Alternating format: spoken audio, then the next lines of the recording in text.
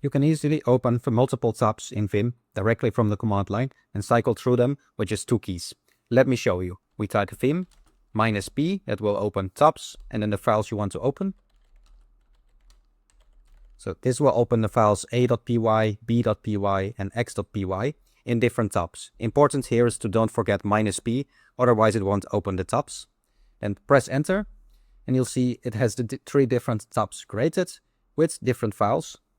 Now to cycle to the next tab, we can press the key escape, GT, and now we're inside b.py. We came from a.py and now we're in b.py.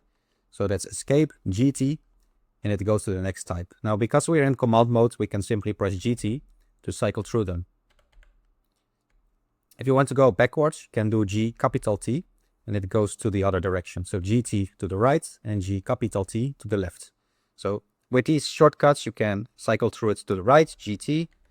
If you just repeat GT or G_T to move to the other direction. And that's how you can cycle through tabs quickly. So quick recap, you can type Vim -B to open in tab mode, then specify the files you want to open, press enter, and then to cycle through the tabs, simply press GT, and it then goes to those tabs and G_T for the other direction.